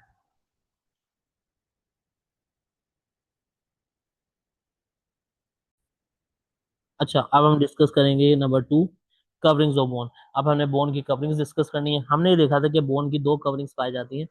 एक कवरिंग कहलाती है पेरियोस्टियम और एक कहलाती है एंडोस्टियम। तो बोन में 2 कवरिंग्स होंगी। एक अगर हम ये बोन देखते हैं, हमारे पास एक बोन है, सही है, हमारे पास कॉम्पैक्ट बोन है यहाँ पर, और ये बोन का अंदर वाला हिस्सा है। ये बोन का जो अंदर वाला हिस्सा है इसे हमने नाम दिया था, इसे क्या कहा जाता है? इस अंदर वाले रीजन को, इस रीजन को हम कहते हैं, ये जो इनर रीजन है इस रीजन को कहा जाता है, हमने देखा था मेडुलरी कैनाल। इसे क्या कहते हैं? मेडुलरी कैनाल कहा जाता है। और मेडुलरी कैनाल में क्या पाई जाती है? हमने देखा था मेडुलरी कैनाल में पाया जाता है येलो बोन मैरो। तो यहाँ पर अंदर क्या मौजूद होगा? यहाँ पर येलो बोन मैरो मौजूद होगा। तो हमने कवरिंग ऑफ बोन डिस्कस करने पहले यहाँ पर। तो कवरिंग ऑफ बोन में एक तो बोन के ऊपर यहाँ पर कवरिंग पाई जाती है, इस आउटर कवरिंग को हम कहते हैं पेरियोस्टियम। एक कवरिंग पाई जाती है इस मेडुलरी कैनाल के आउटसाइड। मेडुलरी कैनाल के आउटसाइड मतलब यहाँ पर, इस तरफ भी और इस तरफ भी, जहाँ पर बोन मैरो, जिसके अंदर बोन मैरो होगा, इस कवरिंग को हम कहते हैं एंडोस्टियम। तो पेरियोस्टियम और एंडोस्टियम 2 कवरिंग्स पाई जाती हैं। अब तो पेरियोस्टियम और एंडोस्टियम 2 कवरिंग। अब पेरियोस्टियम जो है इसे हम कहते हैं it is the outer covering. यहाँ बस आउटर कवरिंग है, आउटसाइड पाई जाती है, बोन के बिल्कुल बाहर की तरफ होती है। इसका काम है मसल्स की अटैचमेंट करवाना बाय टेंडन। अब मसल्स जो है, ये मसल है, मसल आकर बोन से कनेक्ट होगा, किससे कनेक्ट होगा? पेरियोस्टियम से कनेक्ट होगा, और कनेक्ट होगा एक टिश्यू के जरिए। इस कनेक्टिव टिश्यू को, जो मसल को बोन से कनेक्ट करता है, इस कनेक्टिव टिश्यू को कहा जाता है टेंडन। तो पेरियोस्टियम का फंक्शन हम ये कह सकते हैं कि एक तो इसका काम है प्रोटेक्शन प्रोवाइड करना, क्योंकि आउटर बोन है, आउटर बोन की कवरिंग है, ये प्रोटेक्शन प्रोवाइड करेगी। दूसरा इसका इंपॉर्टेंट फंक्शन ये है कि ये मसल्स की अटैचमेंट करवा देती है। मसल्स की अटैचमेंट किसके साथ? बोन के साथ, थ्रू अ टिश्यू, और उस टिश्यू को हम क्या कहते हैं? टेंडन कहते हैं। टेंडन के साथ अटैचमेंट करवा देगी। इसके बाद हमने देखा एंडोस्टियम है। यहाँ पर एंडोस्टियम जो है इनर कवरिंग है। इनर कवरिंग इसलिए कह रहे हैं क्योंकि बाहर से बोन में नजर नहीं आएगी, अंदर की तरफ पाई जाती है। तो इनर कवरिंग है, और ये कहाँ पाई जाती है? Outside the medullary canal. ये जो अंदर वाली कैविटी थी जिसे हम मेडुलरी कैनाल कहते हैं, इस मेडुलरी कैनाल के आउटसाइड ही मौजूद है, मेडुलरी कैनाल के आउटसाइड मौजूद होगी। अच्छा, यहाँ पर ये जो मेडुलरी कैनाल के आउटसाइड ये जो कवरिंग है एंडोस्टियम, यहाँ पर पाए जाते हैं प्रोजिनेटर स्टेम सेल्स। यहाँ पर क्या पाए जाते हैं? Progenitor stem cell, PSC। ये जो प्रोजिनेटर स्टेम सेल्स हैं, इनका काम होता है ओस्टियोब्लास्ट सेल्स की फॉर्मेशन करवाना। यानी ये जो प्रोजिनेटर सेल्स हैं ये क्या बनाते हैं? ओस्टियोब्लास्ट सेल्स बनाते हैं। और ओस्टियोब्लास्ट वो स्पेशल तरह के सेल हैं जो बोन की फॉर्मेशन में हेल्प करते हैं, जिनसे बोन बनती है। तो हमारे पास एंडोस्टियम जो है इनर कवरिंग है, इनर कवरिंग, लेकिन आउटसाइड द मेडुलर कैनाल पाई जाती है। यहाँ पर सेल्स होते हैं प्रोजेनेटर स्टेम सेल्स, क्योंकि स्टेम सेल्स हैं तो ये अपने आप को कन्वर्ट कर सकते हैं इनटू ऑस्टियोब्लास्ट, और ऑस्टियोब्लास्ट जो है वो बोन की फॉर्मेशन करवाएगा। तो हम ये कह सकते हैं कि आउट पेरियोस्टियम का फंक्शन तो है मसल्स की अटैचमेंट करवाना, प्रोटेक्शन करना। एंडोस्टियम का फंक्शन ये है बोन की फॉर्मेशन करवाना, क्योंकि इसकी वजह से ही बोन बन रही है। यहाँ पर जो सेल्स हैं उनकी वजह से ही ये काम हो रहा है। अच्छा, ये सेल्स वगैरह सारे होते कहाँ हैं? अच्छा, ये जो सेल्स हैं ये कहाँ होते कहाँ? ये जो हमने पढ़ा था कि ऑस्टियोन में लैमेला पाए जाते हैं, ये लैमेला है। लैमेला के बीच में गैप पाया जाता है, लैमेला के बीच में खाली खाली जगह होती है। इस एम्प्टी स्पेस को बिटवीन लैमेला, इसे कहा जाता है लैक्यूनी। तो lacunae is the empty space, lacunae is the empty space between lamella. Lamella के दरमियान में जो खाली जगह होती है उसे हम क्या कहते हैं? लैक्यूना कहते हैं। इस लैक्यूना में पाए जाते हैं बहुत सारे ब्लड सेल्स, वो बोन सेल्स, बोन के जो सेल्स होते हैं वो पाए जाते हैं, जो हम यहाँ पर अब बोन के सेल्स डिस्कस करने वाले हैं। तो हमने सबसे पहले covering region of bone discuss किए कि बोन में 3 रीजन होते हैं, वो सारे हमने देख लिए। फिर नंबर 2 पे हमने कवरिंग्स ऑफ बोन डिस्कस की कि 2 कवरिंग थी, हमने देख ली।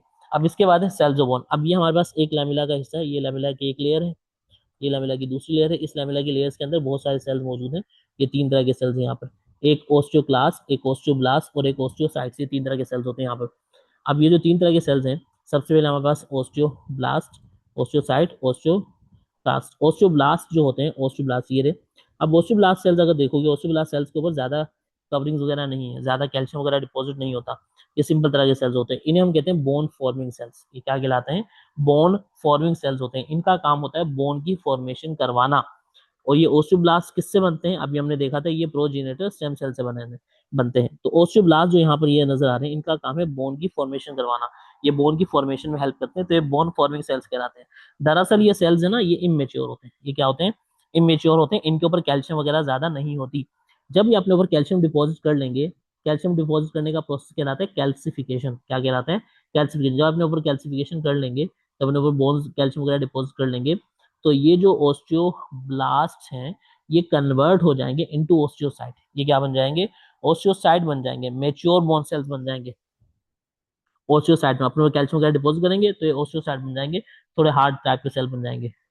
तो ये रहे ओस्टियोसाइट्स। अब नंबर 1 हमने देखा क्या है, ओस्टियोब्लास्ट है। ये क्या कहलाते हैं? Bone forming sales. ये इमेच्योर होते हैं और ये अपने आप को कन्वर्ट कर सकते हैं इनटू ओस्टियोसाइट। कब कन्वर्ट करेंगे अपने आप को ओस्टियोसाइट में? जब ये कैल्शियम एब्जॉर्ब कर लेंगे। तो इनका काम यही है कि अगर ब्लड वेसल मौजूद है, ब्लड में जितना भी कैल्शियम है, उस कैल्शियम को यहाँ से खींच कर बोन के अंदर डिपॉजिट करना। तो अगर ओस्टियोब्लास्ट की एक्टिविटी बढ़ गई, ओस्टियोब्लास्ट की एक्टिविटी बढ़ गई, तो होगा क्या? ब्लड का जो कैल्शियम लेवल है, BCL है, उसकी वैल्यू क्या होगी? कम होगी, क्योंकि ब्लड का कैल्शियम लेवल कम होगा। ब्लड में से कैल्शियम निकल निकल के कहाँ आएगी? बोन्स के अंदर आएगी, क्योंकि कैल्शियम एब्जॉर्ब करते हैं। तो इसका लेवल बढ़ने से, ओस्टियोसाइट्स ओस्टियोब्लास्ट की एक्टिविटी बढ़ने से ब्लड का कैल्शियम लेवल क्या हो जाता है? कम हो जाता है। सही है, जिस कंडीशन को हम कहते हैं हाइपोकैल्सीमिया। हाइपोकैल्सीमिया, हाइपोकैल्सीमिया यानी ब्लड में कैल्शियम का लेवल कम हो जाना। तो किसकी वजह से हो रहा है? ओस्टियोब्लास्ट की हाइपर एक्टिविटी की वजह से हो रहा है। अच्छा, जब ये कन्वर्ट हो जाएंगे इसमें ओस्टियोसाइट्स में, तो दूसरी तरह के सेल्स बन जाएंगे, ये कहलाते हैं mature bone cells. Mature bone cells, osteocytes. Osteocyte जो है मेच्योर बोन सेल, ये दरअसल है क्या? ये दरअसल यही है, ओस्टियोब्लास्ट ही है, बस ये मेच्योर हो गए, इनके ऊपर कैल्शियम आ गई है। तो इसीलिए हम कह सकते हैं कि दीज आर मेच्योर्ड, मेच्योर हुए हुए ओस्टियोब्लास्ट है। ये क्या है? मेच्योर्ड ओस्टियोब्लास्ट है, ये ओस्टियोब्लास्ट, लेकिन अब ये मेच्योर्ड हो गए, मेच्योर हो गए, इनके ऊपर कैल्शियम वगैरह डिपॉजिट हो गए। इनका काम होता है बोन्स को हार्ड और कॉम्पैक्ट रखना, यानी बोन जितनी ज्यादा हार्ड और कॉम्पैक्ट होगी, उसका मतलब ये है उसमें उतने ही ज्यादा ओस्टियोसाइट्स मौजूद है। तो ओस्टियोसाइट जो होते हैं, ये मेच्योर ओस्टियोब्लास्ट भी कहलाते हैं, ये मेच्योर बोन सेल्स होते हैं। इनका काम होता है बोन को हार्ड और कॉम्पैक्ट रखना। अब एक नॉर्मल बोन में यही वाले सेल ज्यादा देखने को मिलेंगे। सही, ओस्टियोसाइट्स ये मेच्योर बोन सेल्स होते हैं। अच्छा, इसके बाद किसी की बॉडी में अगर ओस्टियोसाइट्स कम है, ओस्टियोसाइट्स का लेवल कम हो गया है कि कम है, तो उसकी बोन वीक हो गई है। जिसमें इसका अमाउंट ज्यादा है, उसके मतलब उसकी बोन जो है वो वीक नहीं है, स्ट्रॉन्ग है। अच्छा, थर्ड टाइप के सेल हैं जो कहलाते हैं हमारे पास ओस्टियोक्लास्ट। अब ओस्टियोक्लास्ट जो होते हैं, ये ओस्टियोक्लास्ट ये कहलाते हैं बोन डिसॉल्विंग सेल्स, बोन को डिसॉल्व करने वाले सेल। ओस्टियोक्लास्ट जो होते हैं बोन डिसॉल्विंग सेल, इनका काम होता है ब्लड में, बोन में अगर कैल्शियम वगैरह मौजूद है, ज्यादा भी मौजूद है, तो बोन में से कैल्शियम को, ज्यादा कैल्शियम को यहाँ से पिक करना और इस कैल्शियम को यहाँ से निकाल के ब्लड में शामिल करना, ब्लड में शामिल करना। तो ये दरअसल क्या करवाते हैं? कैल्शियम को रिलीज करवाते हैं। ये दरअसल इन वाले सेल्स के ऑपोजिट है, ओस्टियोब्लास्ट के ऑपोजिट है, क्योंकि ओस्टियोब्लास्ट का कैल्शियम कैल्शियम एब्जॉर्ब करना, और इसका काम है कैल्शियम रिलीज करना from bones to blood, bone से रिलीज करके किसमें लेकर आना?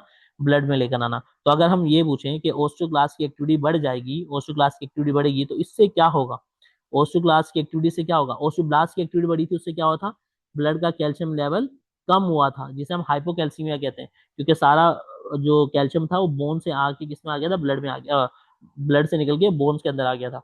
ओस्टियोक्लास्ट की एक्टिविटी जब ज्यादा होगी, तो क्योंकि कैल्शियम रिलीज करवाएंगे, जितने ज्यादा ओस्टियोक्लास्ट काम कर रहे होंगे, उतनी ज्यादा बोन वीक होने लगेगी और ब्लड का कैल्शियम लेवल उतना ही ज्यादा बढ़ने लगेगा। तो इसकी हाइपर एक्टिविटी की वजह से ओस्टियोक्लास्ट अगर काम ज्यादा कर लेते हैं, तो इससे ब्लड कैल्शियम लेवल इंक्रीज होगा, ब्लड का कैल्शियम लेवल क्या होगा? बढ़ेगा, जिस कंडीशन को हम कहते हैं हाइपर कैल्सीमिया। हाइपर कैल्सीमिया यानी हाइपर कैल्सीमिया मतलब कैल्शियम का लेवल बहुत ज्यादा बढ़ जाना। तो ओस्टियोक्लास्ट की हाइपर एक्टिविटी की वजह से हाइपर कैल्सीमिया होता है, हाइपर कैल्सीमिया होता है, और ओस्टियोब्लास्ट की एक्टिविटी की वजह से हाइपोकैल्सीमिया होता है। ये दो टर्म्स भी याद रखनी है आपने।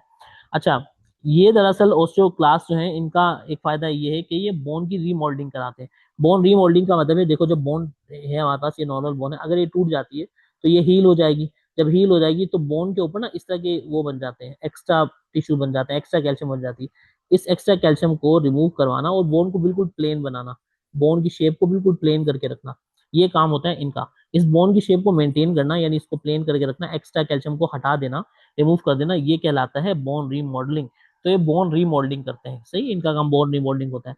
इसके अलावा इसे हम बोन रिजॉर्प्शन भी कहते हैं, बोन रिजॉर्प्शन यानी बोन को डिसॉल्व करवाना। तो बोन को डिसॉल्व भी यही करवा रहे होते हैं।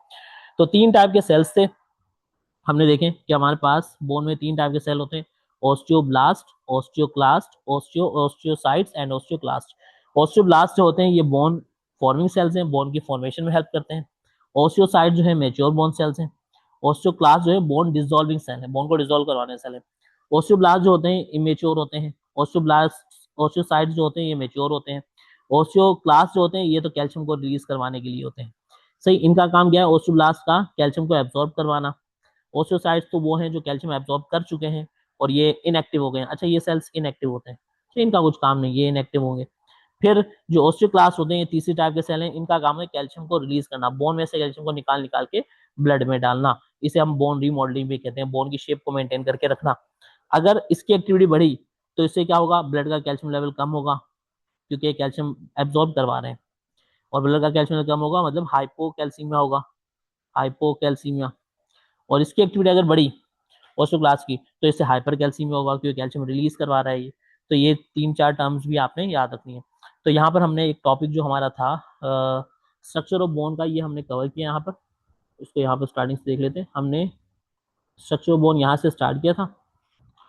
स्ट्रक्चर ऑफ बोन, ये structure of bone, bone hardest living structure होती है। इसमें प्रोटीन था, कोलेजन टाइप 1 प्रोटीन था, और ये प्रोटीन कहाँ था अभी हमने आगे डिस्कस कर लिया, लैमिला में मौजूद होता है।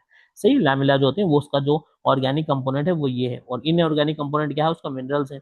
वाटर होता है 10 से 20%। रीजन इसके तीन थे जो हमने डिस्कस कर लिए। कवनेज इसकी दो थी जो हमने डिस्कस कर ली। सेल्स इसमें तीन तरह के थे जो हमें आगे डिस्कस कर लिए। सही है, ये रहे इसके इसके रीजन्स, बोन के रीजन्स। रीजन हमने डिस्कस किए, एपिफाइसिस, मेटाफाइसिस एंड डायफाइसिस। और फिर इसके यहाँ पर हम डिस्कस किए बोन की कवरिंग्स, पेरियोस्टियम, एंडोस्टियम। और फिर इसके cells, osteoclast, osteocytes and osteoblast, ये तीन तरह के सेल्स हमने यहाँ पर डिस्कस कर लिए। अब नेक्स्ट जो हमारे पास टॉपिक होगा वो होगा स्ट्रक्चर ऑफ कार्टिलेज। अब हम कार्टिलेज के बारे में डिस्कस करेंगे।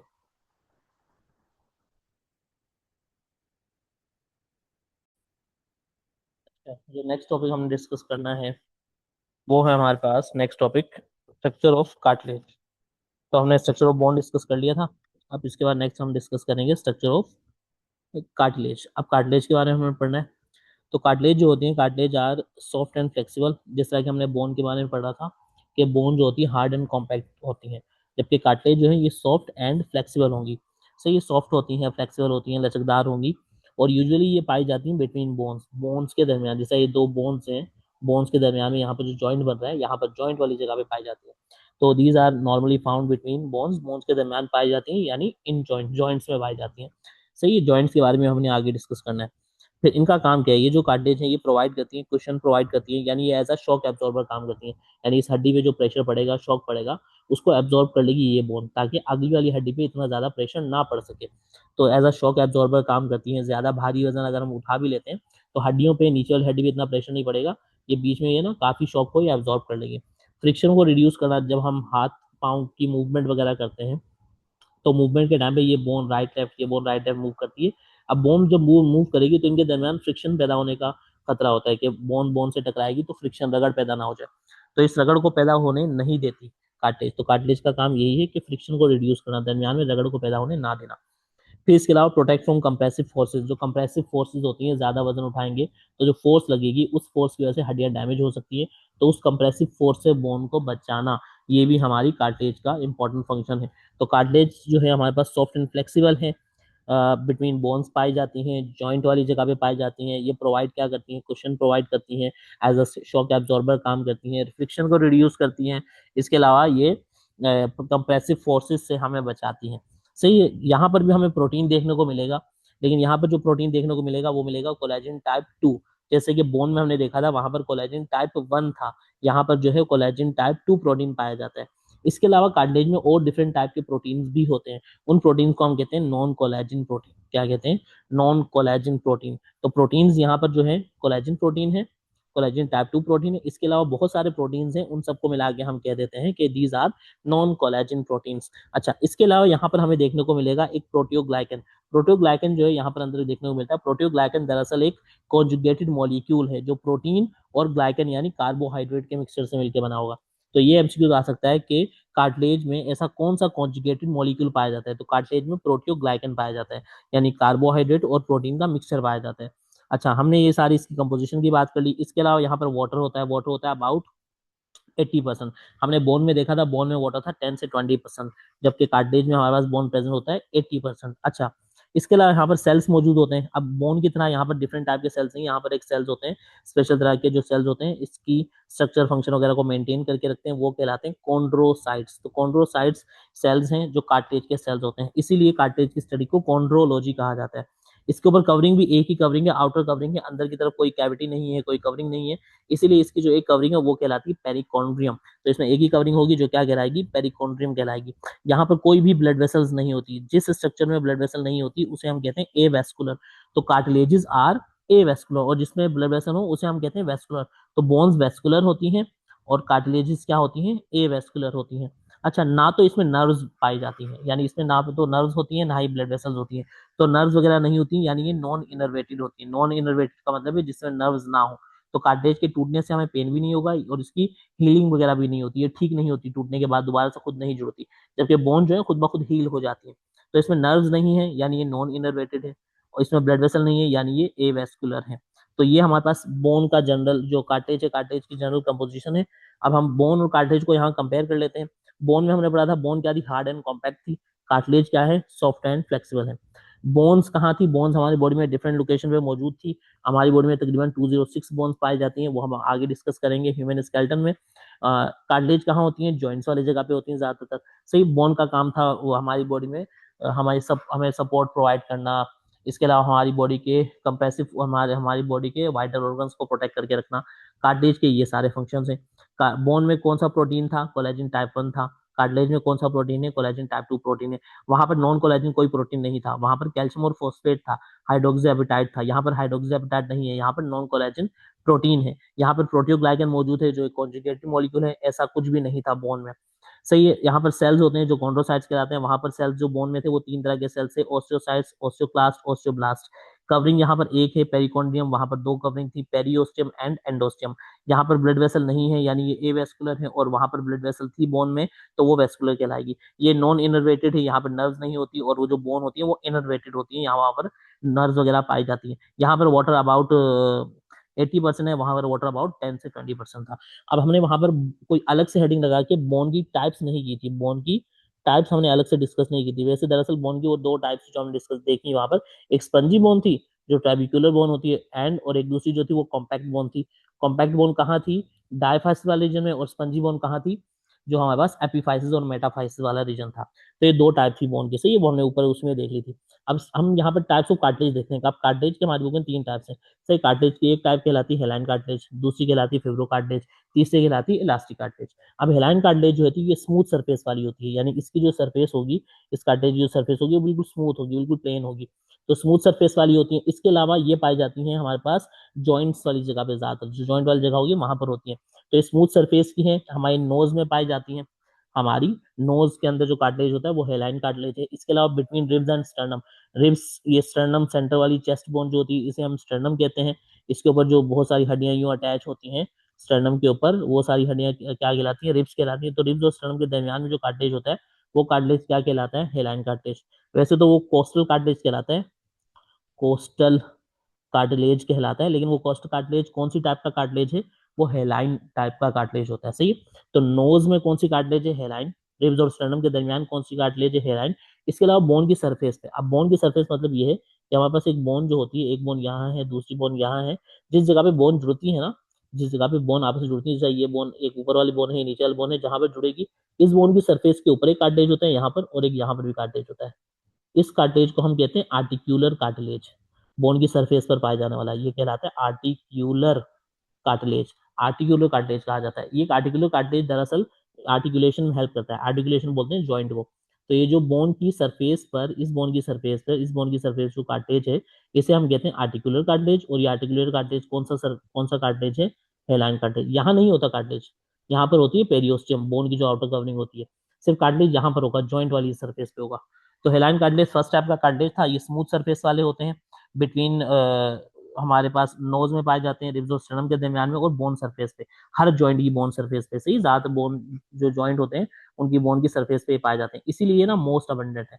तो मोस्ट अबंडेंट टाइप ऑफ जो कार्टिलेज है, सबसे ज्यादा जो हमारी बॉडी में कार्टिलेज पाया जाता है, वो कौन सा है, हेलाइन कार्टिलेज कहलाता है। अच्छा, इसके अलावा सेकंड नंबर पे है हमारे पास फिब्रो कार्टिलेज। फिब्रो कार्टिलेज जो होते हैं ये हार्डेस्ट होती है, ये बहुत ज्यादा हार्डेस्ट टाइप है कार्टिलेज की, और ये जॉइंट्स में ही पाई जाती है, सही बिटवीन जॉइंट्स, जैसे कि नी जॉइंट में, हमारे जो घुटने का जॉइंट होता है, जब हम उठते हैं चलते हैं, तो नी जॉइंट सबसे ज्यादा काम कर रहा होता है, तो नी जॉइंट में ये फिब्रो कार्टिलेज होता है, ताकि इंसान ज्यादा वजन भी उठा ले तो ज्यादा प्रेशर ना पड़े उसके नी जॉइंट पे। फिर इसके अलावा बिटवीन वर्टिब्री, वर्टिब्री बोलते हैं बैकबोन की हड्डियों को, तो बैकबोन की जो बोन्स होती है छोटी छोटी, इनके दरमियान में यहाँ जहाँ जो कार्टिलेज होता है वो कार्टिलेज कहलाता है फिब्रो कार्टिलेज, ताकि इंसान अगर कोई सर पे भारी वजन उठा भी रहा है, तो ये सारा वजन का जो प्रेशर है, वो कंप्रेसिव फोर्स है, उससे हमारी जो बैकबोन है वो बच जाए, ज्यादा डैमेज ना हो। तो वर्टिब्री के दरमियान में ये कार्टिलेज लगा होता है जो उन हड्डियों को बचाता है। तो बिटवीन वर्टिब्री कौन सा कार्टिलेज होता है, हार्डेस्ट टाइप का कार्टिलेज, कौन सा, फिब्रो कार्टिलेज, नी जॉइंट में है बिटवीन वर्टिब्री। इसके अलावा पेक्टोरल गर्डल, पेक्टोरल गर्डल हम कहते हैं हमारे शोल्डर को, तो शोल्डर का जो हिस्सा होता है उसे पेक्टोरल गर्डल कहा जाता है, यहाँ पर भी पाया जाता है। शोल्डर के अंदर जो कार्टिलेज है वो फिब्रो कार्टिलेज कहलाता है, ताकि इंसान जितना भी भारी वजन उठा ले शोल्डर पे, या हाथ से वजन उठाता है तो शोल्डर पे प्रेशर पड़ता है, तो सारा प्रेशर बर्दाश्त हो सके। तो पेक्टोरल गर्डल में कौन सा कार्टिलेज है, फिब्रो कार्टिलेज, एक एग्जांपल। दूसरी नी जॉइंट, और तीसरी बिटवीन वर्टिब्रा। तीन एग्जांपल इसकी याद रखनी है, तीन एग्जांपल आपने इसकी याद रखी, नोज, रिब्स एंड स्टर्नम, और बोन सरफेस। अब लास्ट है हमारे पास इलास्टिक कार्टिलेज। इलास्टिक कार्टिलेज जो होता है ये most flexible type of cartilage है, और ये जॉइंट्स में नहीं होता यूजुअली, सही है, हमारे जॉइंट्स वगैरह में नहीं पाया जाता। इसका काम है हमारी बॉडी के स्ट्रक्चर्स बनाना। कौन कौन से स्ट्रक्चर, जैसे कि ट्रेकिया, जो हमारी विंड पाइप है जिससे हवा नीचे उतरती है जब हम सांस लेते हैं, तो विंड पाइप, ट्रेकिया में जो सी शेप के कार्टिलेज होते हैं, वो सारे कार्टिलेज कौन से टाइप के हैं, इलास्टिक कार्टिलेज कहलाते हैं। इसके अलावा एपिग्लोटिस, एपिग्लोटिस क्या है, जो हमारे रेस्पिरेटरी सिस्टम में हमने पढ़ा है, एक हमारे पास एक लिड लाइक स्ट्रक्चर होता है जिसका काम होता है, फूड जब ऊपर से आ रही हो, फूड जब ऊपर से आ रही हो, तो उस टाइम पे एपिग्लोटिस जो है क्लोज हो जाता है, ताकि फूड हमारे विंड पाइप में ना जा सके, यहाँ ना जाए, फूड यहाँ से स्लिप होके पीछे हमारी एसोफेगस में चली जाती है, हमारे स्टमक तक चली जाती है, सही है। फूड कभी भी, फूड को रोकना, मतलब ये कह सकते हैं एपिग्लोटिस वो लिड है जिसका काम है फूड को लंग्स तक ना पहुंचने देना, फूड को रोक लेना, सही, रिस्पायरेटरी सिस्टम तक ना पहुंचने देना। फिर एपिग्लोटिस, तो वो किससे मिलकर बना होता है, इलास्टिक कार्टिलेज से। फिर इसके अलावा होता है पिन्ना, पिन्ना एक्सटर्नल एयर को कहते हैं, कान का जो बाहर वाला हिस्सा है हमें, वो पिन्ना कहलाता है, वो इलास्टिक टाइप का कार्टिलेज है। फिर ऑडिटरी ट्यूब्स, कान के अंदर जो आवाज लेके जाने वाली ट्यूब्स होती हैं उन्हें कहा जाता है ऑडिटरी ट्यूब्स। ये ऑडिटरी ट्यूब्स सारी क्या होती हैं, इलास्टिक कार्टिलेज होती हैं। फिर लैरिंक्स, यानी कि हमारा साउंड बॉक्स, जहाँ से आवाज प्रोड्यूस होती है हमारी, यहाँ पर वोकल कॉर्ड्स होते हैं, लैरिंक्स के अंदर वोकल कॉर्ड्स होते हैं, दो वोकल कॉर्ड्स होते हैं जिससे आवाज प्रोड्यूस होती है, और ये लैरिंक्स किससे मिलकर बना है, ये भी इलास्टिक कार्टिलेज से मिलकर बना है। तो ये सारे बॉडी के स्ट्रक्चर्स हैं, ये जॉइंट नहीं है, बॉडी के स्ट्रक्चर्स है जहां पर ये इलास्टिक कार्टिलेज होगा। तो तीन टाइप के कार्टिलेज हैं, सही, इनको जल्दी से रिवाइज कर लेते हैं। सबसे मोस्ट अबंडेंट टाइप का कार्टिलेज कौन सा है, हेलाइन कार्टिलेज है। हार्डेस्ट टाइप का कार्टिलेज कौन सा है, फिब्रो कार्टिलेज, स्ट्रॉन्गेस्ट भी यही है। फिर मोस्ट फ्लेक्सिबल कौन सा है, इलास्टिक कार्टिलेज, सही है। तो ये तीन चीजें इनके बारे में याद रखना। फिर इसके अलावा हेलाइन कार्टिलेज की सरफेस कैसी होती है, स्मूथ होती है। हेलाइन कार्टिलेज कहाँ होते हैं, नोज में, रिब्स और स्टर्नम के दरमियान और बोन सरफेस पे, इसीलिए ये क्या है, मोस्ट अबंडेंट है। फिब्रो कार्टिलेज कहाँ होते हैं, नी जॉइंट में, बिटवीन वर्टिब्री, बैकबोन में, और पेक्टोरल गर्डर यानी शोल्डर में, ताकि वजन इजीली उठाया जा सके। तो ये फिब्रो कार्टिलेज है। इलास्टिक कार्टिलेज जो होता है ये जॉइंट्स में नहीं है, ये बॉडी के स्ट्रक्चर बनाना है, जैसे कि trachea, wind pipe, epiglottis, external air, pinna, auditory tubes and larynx. तो ये सारे पार्ट हमारे बॉडी के फीचर्स हैं किससे मिलके बने, इलास्टिक कार्टिलेज। तो तीन टाइप के कार्टिलेज हैं, मोस्ट अबंडेंट ये है, सही है। तो तीन टाइप के कार्टिलेज हैं, इनसे एमसीक्यूज वगैरह पूछे जा सकता है। और सेल्स जो है कार्टिलेज के, ये रहा, जो कॉन्ड्रोसाइट्स कहलाते हैं। तो लास्ट ईयर ये कॉन्ड्रोसाइट्स पे क्वेश्चन आया था कि the cells of cartilage are called, जो कार्टिलेज के लिविंग सेल्स होते हैं, लिविंग सेल्स का मतलब सेल्स ही है, तो cells of cartilage are called chondrocytes, उन्हें हम कॉन्ड्रोसाइट्स कहते हैं। तो ये हमारा टॉपिक था स्ट्रक्चर ऑफ कार्टिलेज, जो यहाँ पर हमने कवर कर लिया। तो ये हमारे पास ये टॉपिक हमने यहाँ पर कवर किए थे। एक सपोर्ट एंड मूवमेंट का सबसे पहले हमने इंट्रोडक्शन किया, फिर इसके बाद स्ट्रक्चर ऑफ बोन हमने डिस्कस की। स्ट्रक्चर ऑफ बोन में हमने पढ़ा रीजन्स ऑफ बोन, जो तीन थे, एपीफाइसिस, डायफाइसिस एंड मेटाफाइसिस। फिर इसके बाद हमने डिस्कस किया कवरिंग्स ऑफ बोन।